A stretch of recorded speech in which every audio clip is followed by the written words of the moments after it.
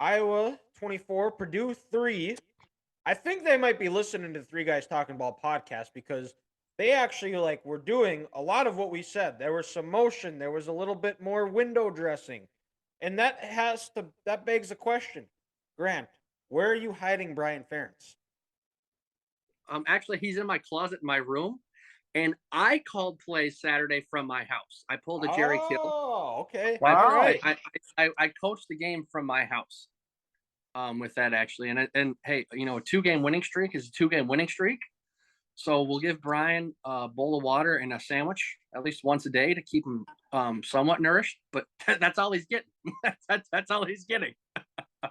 It Keep goes. him It go, somewhat it's to the goes back to the old saying: be humble, eat crumbs." That's what you're doing. You got to eat the crumbs before you get the porterhouse, right? Exactly. Yeah, Okay. we're we're we're rolling before we're crawling. We're not crawling before we're walking. With this Iowa team, we're like infants. We're rolling before we start to crawl.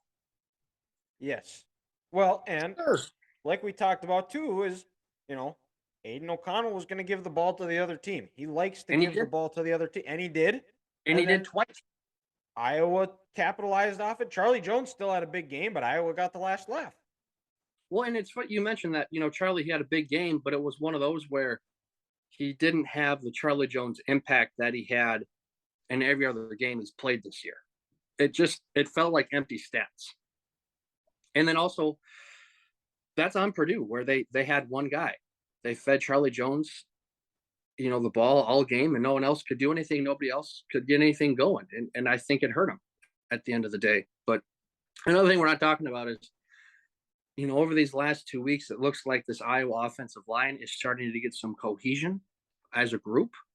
And, when you're able to run the ball 2 weeks in a row and you're able to set up your play action game and get Petrus moving, move the pocket and bring those linebackers in, it sets, good things up for your offense. And then Laporta had a good day and Luke Lachey as those tight ends got going. So these last 2 weeks, Iowa was able to run the offense they want to run and good things have happened.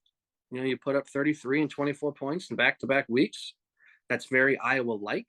They're never going to put up 50 like Ohio State. But, commanding 24-3 win. You also get 3 sacks, 2 interceptions. I'm happy with it. Let's roll.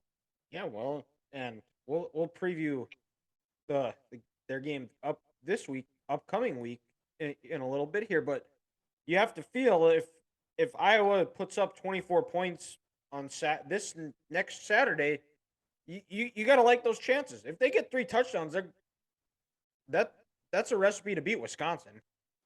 Oh, yeah, absolutely. I mean, because to your point, Dylan, if they get up 24, is Wisconsin in this offense putting up 25 points against the Hawkeyes? No, because Jonathan Taylor's not there. And Graham Mertz also likes to give. Graham Mertz is also there. If this was 2017 to 2019 Wisconsin, I'd say 24 might not be enough against this Hawks defense. But, like you said, this isn't the same Wisconsin team. In Iowa, they got a little momentum going. Like we said, I'm not going to, stand up in my chair and say they're going to win the last 3 games and they're going to go back to Indy. We're not saying that, but they got a little confidence going where they can mess around. And once you got your confidence back, who knows what'll happen. So it's, it'll make especially this game Saturday, a lot more fun to watch where you're kind of excited for it because you feel like you have a chance they can win the game.